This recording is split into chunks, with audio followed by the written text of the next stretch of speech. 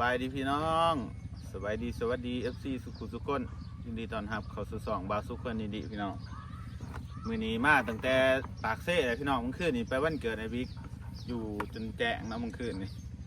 ก็ได้ตื่นเช้ามากก็ตื่นสวยแล้วตื่นนั่นก็เลยมาตอนแรกมื้อนี้เฮาได้ซื้อข้าวปุ้นมาเฮ็ดกินพี่น้องสิเฮ็ดกินแรงกับครอบครัวนี่แหละซื้อข้าวปุ้นมาหาโลแล้วก็ปลาโลนึงตีนไก่เพราะว่าปีเฮาอยู่ตรงหน้ามันหลายเนาะพี่น้องก็เลยว่ามื้อนี้มาตัดเอาปีไปกับอีแม่2คนมื้อนี้น้องป้ออันนั้นปั้นเขาเฮาบ่ได้ไปซอยครับพี่น้องแต่ว่าให้บ่าวน้อยไปซอยแทนเนาะไก่ดอนเพราะว่าเมื่อคืนนี่ไปวันเกิดในบิ๊กมันอยู่เด็กขนาดนั้นบ่ได้พักผ่อนก็ได้นอนอันนี้เขาจะปั้นไปเสาหลายเลยบ่ได้ซอยกันลูกพี่ขึ้นมาเบิ้ง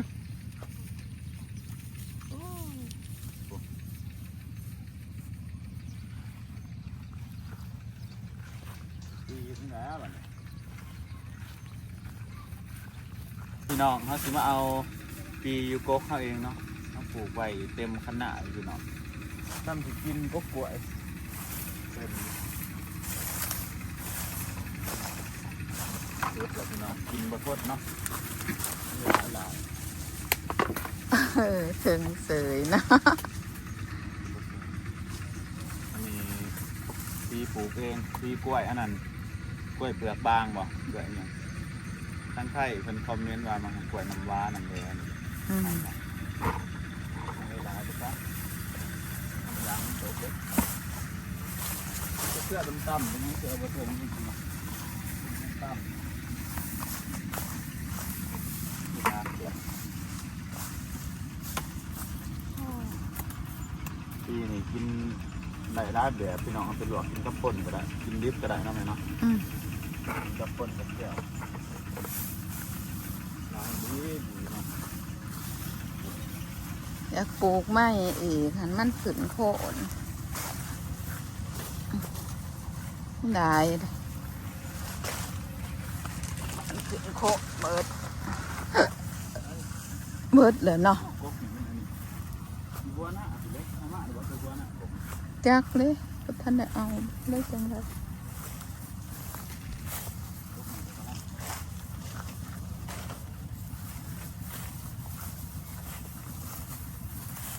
พูนไปเอา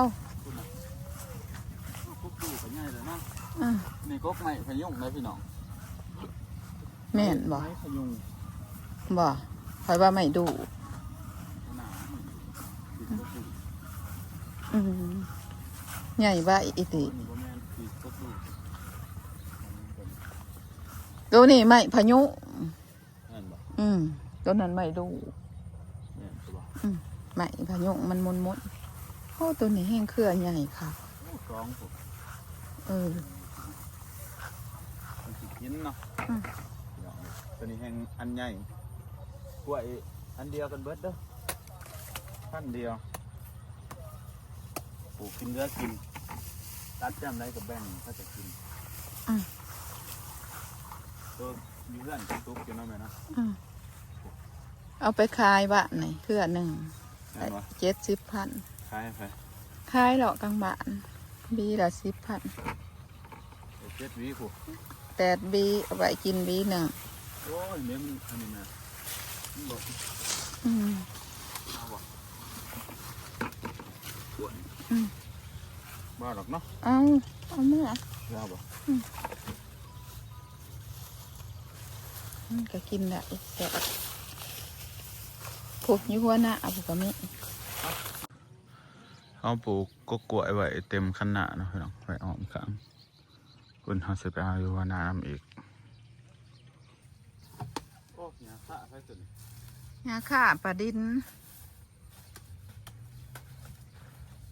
เลยนั่นตัวไหนน่าสุดเด็ดเนาะ ตัดเบื้องดุมมันให้มันตึง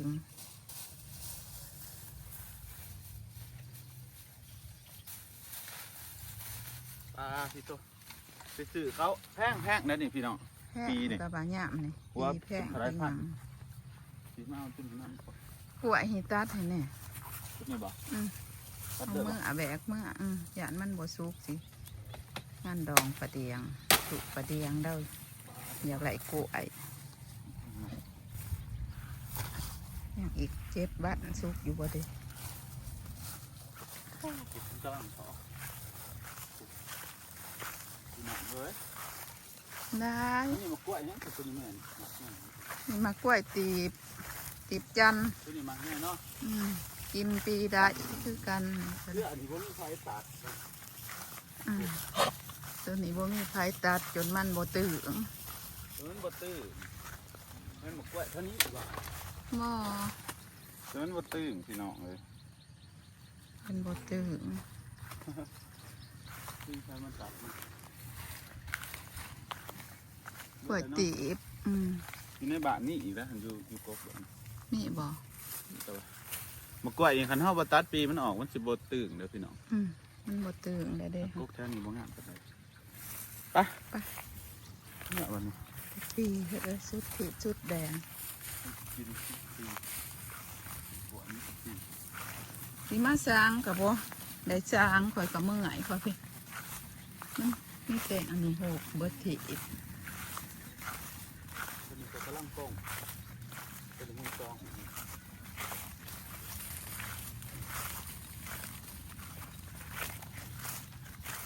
แบกเอาเด้อแบกเอามากล้วยเด้อ เป็นนักหนาไปอันนี้อยู่ที่เพื่อนครัวเนาะให้สาวตีบมาเฮ็ดซอยพี่น้องสอนกันมากินให้สาวตีบเพิ่นเฮ็ดให้เพิ่นเป็นเซฟมื้อนี้ สวัสดีเด้อพี่น้อง แซ่บๆเลยสาวตีบเลยเป็นเซฟให้กินนัดกันแต่ดนนะพี่น้องบ่มีเวลาเฮ็ดจักเทื่อก็เลยว่าเอามื้อนี้ซะนี่ทามื้อนั้นมื้อนี้ก็มันสิบ่ได้เฮ็ดจักเทื่อปีก็ย่าออกได้บ่เฮ็ดกินแรงทั้งหลายอยู่พี่ได้เป็น5-6 อันเหลือเฟือปีเฮาพี่น้องเฮ็ดแล้วก็แบ่งกันมากินสาวตีบแบ่งมาให้ครอบครัวเพิ่นแหน่ขนมปลาเฮือนซาวบะบีนำเนาะพี่น้องเฮ็ดน้อยหนึ่งบ่หลายหรอกพี่น้องปลาตัวหนึ่งกิโลครึ่งบ่ได้ปลานี่ก็ได้ต้มปลาอยู่ในเนียปลาเด้อพี่น้องแล้วก็ตีนไก่อันนี้น่าจะเป็นฟังไทยเพิ่นเอิ้นน้ำยาป่าบ่หรือว่าน่ะน้ำยากะทิแม่นนั่นพี่น้องฟังไทยเอิ้นน้ำยากะทิเฮ็ดเป็นเนียปลาแล้วก็ใส่มะพร้าวน้ำมะพร้าว ปีเหลือง มาเดี๋ยวเราสิปอกผักเทียมกับหัวหอมให้สาวตีบเนาะแล้วก็ตำให้เพิ่นผักพริกข่อยก็เอามาได้ซื้อมาได้พริกอันน่ะพงค่ะ โค้งเหรอวิธีการมาพี่ชนะมาจะเอาใส่ จักแล้ว จะเอาใส่เป็นหัวเลย ใช่ ใส่เป็นหน่วยก็ เป็ ได้ นหน่วยก็ได้ใส่ต้มใส่อย่างให้มันหอมแต่ตำใส่มันหอมก็ได้ให้มันเหม็น ถ้าตั้งไปแล้วมาพี่โค้ง อันนี้น้ำต้มปลาพี่น้องเขาจะเฮ็ดเป็นน้ำเนียข้าวปุ้นเลยเด้ออันนี้อันตีนไก่เขาใส่ตอนไหน ต้นไก่ที่ ปลา ไก่ เขาก็ สิ เอา ตก มา กลางหา ไก่กางออกเด้อพี่น้อง หนังกินใจแล้วอันนี้สิบห้าเอา เอามาไก่กางออกก็มาตำเฮ็ดแบบป่นนั่นแหละเอากางมันออกความนัวความแสบก็ต้องขึ้นกับปลาเนี่ยเด้อพี่น้องหันปลาลายก็แสบลายเพราะมันขุ่นแต่ว่าเฮาเฮ็ดกับปุ่นน้อยหนึ่งเฮาก็เอาปลาโลนึงความจริงคันอยากให้มันขุ่นเอา2 โลก็ได้พี่น้องแต่ว่าเฮาประหยัดงบเนาะ สั่งนี้ก็ได้แล้วคุณไม่ขอ เฮาไปซื้อตีนไก่อีก2 กิโลปีที่เฮาตัดมาก็มาซอยเนาะสาติเพิ่นซอยยุ่งครบเพิ่น ได้เปิดเสียงสุกเปิดกระดก ก็เปิดจึงใส่คานค่ะหันเปิดใส่ไฟปีห้าก็ซอย กินพอดีกินข้าวแรงพี่น้องกินบะไรเห็ดหน่อยหนึง ก็ใส่เบอร์มาพี่เนื้อ ข้าวค้นเข่าเขาที่มันแบกลายข้าวฝาน้ำฝน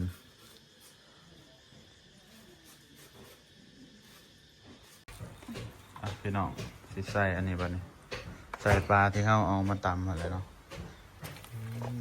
ปลาในอีเมลว่าคือซื้อปลามาหน่อยแท้ระยะมันบกขุนอยู่ขุนมันก็ ที่แทนอันนั้นปลาเนี่ยนะพี่น้องสูตรเขาอาจจะบอกว่าละเอียดเป็นใดเด้อพี่น้องผู้ใดอยากเฮ็ดตามเนาะเดี๋ยวหอบหนาก่อนได้ปานขากิน ปลากระป๋องไหนไปดูหน่อย สายปานสบายดี ปลากระป๋องหาเรื่อง น้องปลากระมะเลยสบายดีน้องปลาอันนั้นซ่องอัปเดตแต่ว่าอันนั้นมันผ่านในดังแบบมันได้แต่ว่ากดเบิ่งแต่ว่าตัวว่าอันนั้นหันตัวบอันนั้นหอดบ่ถามมันอัปเดตตอนนี้ซ่องน้องปลาหอดกำหนดเด้อพี่น้อง 4,000 ชั่วโมงกับ 1,000 ผู้ติดตามเนาะ ทำไมนะ ตอนนี้ยังถามมันอัปเดตน้องปลาดูลงคลิปเลยมันก็เลยไหวประมาณจักอาทิตย์2 อาทิตย์เนาะตั้งแต่เริ่มเฮ็ดมาพี่น้องน้องปลาน้องปลาผ่านแล้วผ่านกับเดี๋ยวบัดพุ่นละจังสีอันนี้เฮ็ดเพิ่นถามมันอัปเดตมันจังสีเฮ็ดได้เสื่อมน้ำกันก็อีตีพุ่นละอีตีเมียไปปั่นกันนะมันจะง่ายหรือว่าอยากเสื่อมของตัวเองว่าอะไรกับถา3-4 เดือนพุ่นละ เสียงมันทำดี อย่างก็บางอันมันอันแอสเซนต์มันสีอันนี้เลยมันสีกรอบภาษีใหม่มันอันนั้นมันสีเบิร์ดเวลาเลยก็ได้ว่ามันต้องได้กรอบใหม่มันหยาบเดี๋ยวพี่น้องอันนี้ส่วนกลางมันเขาก็เอามาตำเนาะตำไปกรอบอุ้ยตำมันหนามนัวมันฮะปนก็ได้ปนนะครับส่วนตีนไก่เขาก็มาต้มแล้วพี่น้องเฮ็ดน้ำเนื้อขอบคุณอาจารย์ยากในจักหน่อยมันหลายขั้นตอนอันนี้ก็เป็นปลาแดกพี่น้องปลาละเอามาขัวซุปไปเลยพี่น้องเดี๋ยวบัดนี้เขาจังได้ตองใส่เฮ็ดน้ำเนื้อขอบคุณนี่จังใส่น้ำปลาละแล้วพี่น้องน้ำปลาแดกนี่ตองมันน้ำเห็ดกินแซ่บๆรสยำแรงพอดีกินข้าวแรงเลยน้องปลาเห็ดนั่งกินอยู่เพื่อนน้องปลาเห็ดปนปลาดุกเดี๋ยวเห็ดอันนี้แล้วกับแบ่งเมื่อนี่อันนี้กินนะใช้ปานอยากวะเติดใส่แนมหนามาดิแนมหนามาหาก่อนตาโหลแถววะตาโลอันนี้ใส่ปลาแดกพี่น้องบัดนี้ตองปลาแดกเข้าเอามาขัวทั้งตอนทั้งน้ำใส่กันพี่น้องให้มันหอม เข้มแบบจังนั้น เข้มดอกเข้มก็ใส่น้ำเอาใส่น้ำลายๆขึ้น นี่กะปินี่น้ำตาลหัวต้องใส่กับปลาแดกพวกนี้ปลาแดกนี่ พี่น้องกินแบบจูใจเบิ้งตีนไก่ลายๆตีนไก่ก็มีน้องปลาตำมันนะพอดีแล้วแบบแสบตาเนาะน้องปลา คนโสดหายคนโสดเสียใจ คนโสด ตำหอมแบบแสบตาขนาด หายน้ำผักหอม ชีวิตนี้ไม่เคยหายน้ำยังหายย้อนอันนั้นผักหอมจะหายเมียซ่าให้เบิ่งพี่น้องโอ้ซีมเลยป่ะเนี่ย แซ่บเลย ใส่ข้นมั้งค่ะแม่ข้นตีนไก่ให้พี่น้องเบิ่งนะ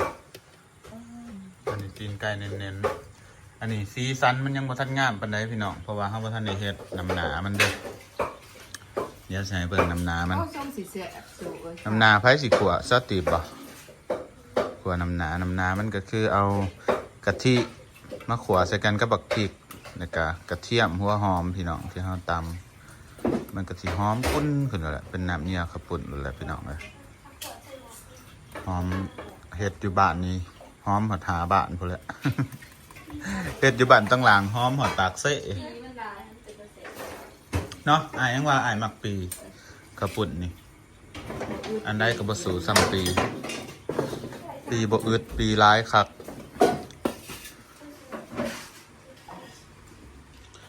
สายกันหลายคนพี่น้องโอ้ยสายป่านก็กินหวานป้าให้ป้าก็ตีบกินนะเด้อกิน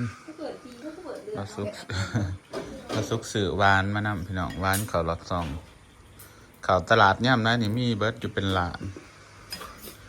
แม่ค้า ไปย่างกายหันได้สุดรอสื่อซอยเอื่อยแน่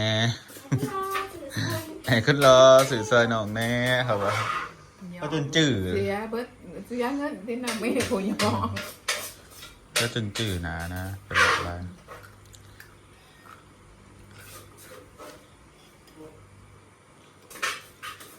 แซ่บบอสายปัง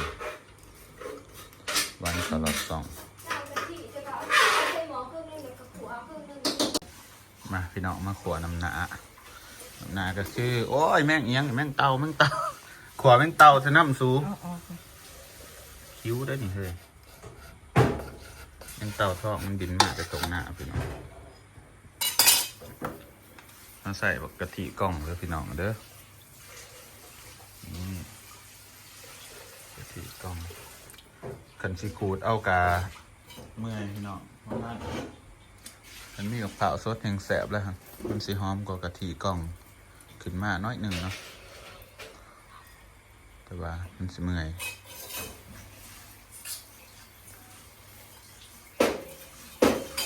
อันนี้ใส่น้อยเดียวป่ะใส่ส เอา อง ไปเที่ยวน้ำหนามตัวนี้เที่ยวเอาลงเลย โอ้ ตัวนี้เคยมาคิดนะ ใส่เจียวบักพริกอันนี้เจียวให้มันหอมพี่น้องเจียวนำนากระตังนี่เด้อซาวโรเพื่อกระซิมาตุเท่าเนาะ ไปดีเด้อบอกตุตลอดบ่ได้เฮ็ดบ่ได้เฮ็ดแต่ก็บ่ได้เนี่ยนี่ตะกี้ แห แต่ ล่ง ก็ก ข่า ลั ว บ ว่าสิเอาลูกไปไทยว่าซาวโรแม่น แม่พี่น้องก็ว่าปีสิเอาลูกไปไทยเด้อสบายดีเด้อ ใช่ก็ได้อีกค่ะ มันจะเอาไปได้สบอเล็กน้อยจะต้องมีใบมันต้องมีใบรับรองแพทย์อิหยังผู้ประจักษ์เนาะเพราะว่าเขาหยันอันนี้ฮะนะผู้ประจักษ์คือกันหรือว่ามันมีใบติดตามใบเกิดใบแจ้งเกิดนี่สำคัญ บ่ได้ บ่ได้บ่มึงบ่ทันได้ใบแจ้งเกิดเนี่ยมึงก็ไปไทยบ่ได้ ให้หมอเขาเฮ็ดให้นะแต่บางคนเขาก็ไปได้เขาบ่มีใบแจ้งเกิดเขาก็เฮ็ดไปนะ มึงก็ลองไปถามไปห้องหมอมึงก็ลงทะเบียนแบบว่าไปห้องหมอ ไปรักษาตาดูก็อุ้มไปเห็นแล้วก็ให้เขาเบิ่ง แบบนั้นได้ซะพาสปอร์ตต้องเขียนเองแกว่าแต่ยาเฮา บ่ได้ เขี เขี ย ย น น บ่ มัน ได้ กรอกออนไลน์ มันต้องกรอกออนไลน์ถ้าเฮาบ่กรอกออนไลน์เฮาบ่ได้ไป บ่ได้ไป มันก็สิยากบ่เด้อเฮา เขาก็บ่อนุมัติให้มึงขาม เนี่ยเป็นพวกเขาเห็นตรงเป็นเนี่ยจ้ะพี่น้องเอ้ยประเทศไทยเอ้ยสวยโสดเฮ็ดคือเก่าไม่ดีเนาะ บ่เฮ็ดให้เป็นเขาก็มันก็สิมีคนรับลงทะเบียนคือตะกี้เนี่ยเนาะตอนทำอิฐ หัวหนาก็จะหักเนาะ ที่อย่างเงี้ย หักมือนี่เขากลับมาลายเลย กลับมาเป็น บางเทื่อ ไป มี หั ค วน หลานเนี่ยเขาไปลงทะเบียนกลับมาคืน ที่อย่างยังลงทะเบียนก็ดิแต่ว่าบางคนเขาจะก็บ่ฮู้ แบบ คลิปสอนใน TikTok ใน Facebook บอกหลายๆมันคนเขาสอน เดี๋ยว นะ เขาไปเดี๋ยว เห็นอยู่ เขากูเกิดมาตัวตัว เออ เขากูเกิดเลย Google ในเว็บมันแล้วเขาก็กรอกใส่นี่แหละมัน เนี่ยเอา กรอกตาม TikTok อะไรก็ได้ สิไปจักมือ ไปซ้ำมีกันลูกไปเศร้าคนเดียว เห็ สิ นไหน นะ แล้วซ้อนป้าเนี่ยเป็นเนี่ยทางเม็ดคู่กันตอนเลย ตัวนี้ได้สิไปมืออื่น เขาเห็นตัวเขาปลอดภัย จ้า ก็เก็บข้อมูลง่ายเห็นมันก็คล้ายกับตะกี้มันเพราะว่าเฮากรอกมันก็เข้าระบบเขาแล้วเด้อมันก็พิมพ์เลขพาสปอร์ตมันก็หูข้อมูลเฮาโหลด โอ้ ข้อมูลเฮาขึ้นมาปึ๊บบาทเดียว เนี่ย แค่เขาเฮ็ดแบบนี้แบบว่ามันง่ายเขาเอาพาสปอร์ตเฮาเข้าคอมเขามันก็ปึ๊บขึ้น มานี่ค่ะบัตรสมุดเราไปในร้านถ้าเขาสิไปจำแบบเดียว บอ เก่าก จำแบบเก่าแต่ว่าบ่ได้กรอกใบขาวๆแบบตัวเก่าหั่น ตะ เด้ กี้ อ อ่ะ เขา ก ย รอก ก ไว้ เลิก ขาวๆเดี๋ยวเขาก็เอาแต่อันนั้นเขาก็เป็นพาสปอร์ตเขาบริษัทเนี่ยเขากรอก ก็คือกันตัวนี้เขาก็บ่ได้ถามกันจะกรอกอันนึง ที่จะขาดประจำนิดเดียวเหรอเขาไปประจำนิดเดียวเนาะ ข่อยยังสิไปวันที่19นี่ข่อยยังสิกรอกอยู่ วันที่16แล้วสิไป มันคือหอมอันนี้เนาะคือภูเขาไฟพี่น้องอันนี้น้ำหนามันเด้อพี่น้องน้ำหนาก็คือบักพริกกับกะทิมะขัวให้มันหอมมันก็สิเป็นน้ำหนาฟูองลงแล้วก็น้ำข้าวกุ่นมันก็สิเป็นสีสันขึ้นพี่น้องมันสิบ่เป็นขาวๆแนวนี้เนาะน้ำหน้ายังแก่แล้วเหรอ น้ำหน้ายังแก่แล้วเหรอจะอร่อย ใช่ไหมครับ หวีท่านั่งเซ็กซี่เนาะเฮ้ย ท่านั่งเรดพักได้เหนียงเซ็กซี่ ส่ก่อนพี่น้อง ผู้เปล่าเห็นนี่ป้องถ่ายหนังเดือดฟักแล้วก็ยังขนาดนี้เนาะ นางจะได้กับบุคคาเคย เดี๋ยวปะอันนี้ไปติดกระสืออันนี้มาสร้างบักน้อยๆมันมักใส่เกือบเขาของน้ำมันจะมันติดไว้ ยิ่งก็เก่ากู มาพี่น้องเอาน้ำนาลงบัดนี้ ลงปลาเอาลง ลงมันก็สิเป็นแนวนี้เลยเนาะมันก็สิเป็นแบบสีใส ผู้หันบาแซ่บได้ ๆเต็มหม้อ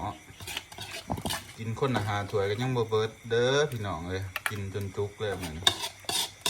ของป้ากับแบ่งเมื่อไอติ๋วกับแบ่งเมื่อโดดเด้อ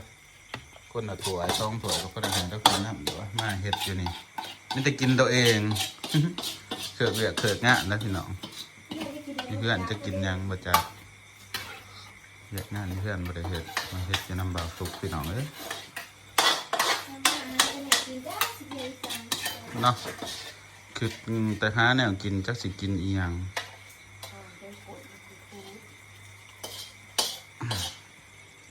แล้วเรียบร้อยวันนี้พี่น้องขับปุ่นเฮาใช้นำนาก็คือว่าเป็นอันสดสมบูรณ์ต้มอีกจักหน่อยกายบะแดงจักหน่อยมันกระฟูขึ้นมาพี่น้องฟูแบบเป็นนำนาแบบนี้แซ่บเนาะครับซีมเบิงใส่กะก็ซีมเบิงเฮ็ดป่ะ เฮ็ดค่ะ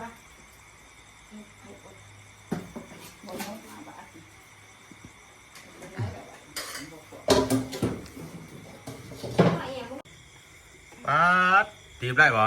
นักจะเฮ้ย ป๊าด ตีสุดาตีเผ็ดรุ่นเต็มร้ายสู้กับ ตายค่ะตี ตายค่ะอันนี้ว่ากูคนที่สิตายนะมันหอนมันหลุกอ่ะ ก็ได้กินอีกแล้ว เสียนี่ว่า เดือเขาตักในเด้อ เมื่อนี้แกง ป๊าดพี่น้องหน้าตาเป็นตาแสบนี่เอามาค้นเบิ่งอันตีบค้นให้พี่น้องเบิ่งมาฮะ คือคนอีดี ที่ต้นเท้าไก่แล้วหันพี่น้อง เท้าไข่ไก่ เอาเป็นว่ากินเต็มที่เลยพี่น้องมือในบุฟเฟ่ต์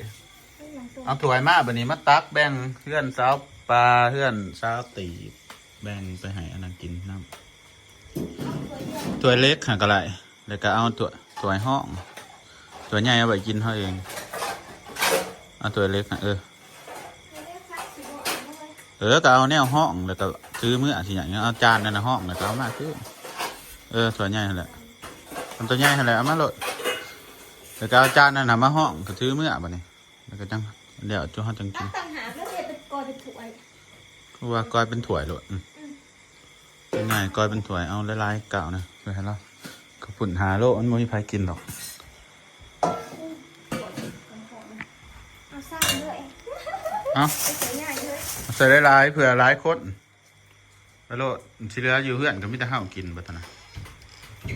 เพื่อนกูก็สิมีไปบ่ได้จงไว้มันกับบ่แสบมันกับปุ่นหันมันต้องกินให้เบิร์ดบาทเดียวหันบ่เบิร์ดบาทเดียวนี่มันก็แสบอยู่หรอกแต่ว่าอันนี้มันสีเน่าก่อนครับอันนี้มันต้องกินให้พอดีกันจังแสบเอาอีกจักสี่กะเอา ตั้งกินเป็นจานเลยนะก็ตีแบบเวลาตายได้เลย เอาเลยตั้งอันของปลาเอาสี่กะเอาพักหลายๆเลยจับเอาเลย พักวัดได้เนาะ มันสิเป็นหยัง ก็สิบเซฟด้วย นั่นแต่บ่นั่นแหละมันจังแสบมันสิเหาะมึงตีมึงเอาเนี่ยมาห้องก่อน ก็มีต้นจะ เอาอันนั้นมาห้องก่อนมึงจะเอามาให้ เมื่อย ห้องเอาอันนี้ห้องซื้อสิถือเมื่อบ่ไหลเอาไปโหลดตีนนั่นตักแล้วบางอันก็มาเนาะมันข้นลายอยู่บ่หน้าปอก ได้เติบ ตักเมื่อเรากินหลายๆคนความได้ตีบ เรียกมันน้ำพลานะบ่ ตักเอาโลดกินโลดบ่ต้องเกรงใจซะหน่อยครับว่าเกรงใจเฮาเลยเป็น ใจจ้าพ่อเด็ก สดปลานี่เป็นบ่อยากเอาสดปลานี่เอาน้อยเดียวไผแน่อยู่เพื่อนน้องปลาอยู่เพื่อนจักคนจะมาถาวก็ลาน3 คนกินแซ่บๆแล้วพี่น้องพอดีอยู่เนาะกินย่ำกลางคืนแซ่บอยู่เลยเนาะก็ตากินบ่มีไผหรอกพี่น้องอยู่เพื่อนเฮาก็กิน มันต้องเฮ็ดกินน้ำกันหลายคนมันจังแซ่บกับปุ่นเอาทางเพื่อน ทางเพื่อนน้องอันกับจังแบ่งใส่ถ้วยพี่น้องบ่อยากสาวบอบบี้น้องอันก็มากินอยู่นี่มีแต่แบ่งให้แม่เฒ่า อ่ะถือได้บ่ได้อยู่หรอกเนาะ นี่ถือได้บ่ติบ2 อัน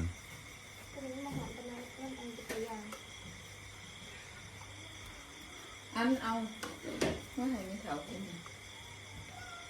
อันนี้แบ่งให้เพื่อนน้องอาเด้อพี่น้องน้องอันสาวน้องอาเป็นน้าสาวเพิ่นอยู่กับน้าบ่าวเพิ่นกับแม่อูเพิ่นพี่น้องแบ่งกันแล้วนี่นะบ้านเฮาคันเฮ็ดหยังกินคันได้อาหารแบบพิเศษเฮ็ดหลายๆเนี่ยก็จะก็แบ่งกันกินพี่น้องได้อยู่บ่ติบ ไปเอาไป เอาไปเดี๋ยวกูเตรียมถ่ายอยู่นี่ ตู้ให้ก็ได้ที่สัก ไปประตูให้ในอัน ขอหน่อยนึงเมื่อไหร่จะกินได้ไหมเนี่ย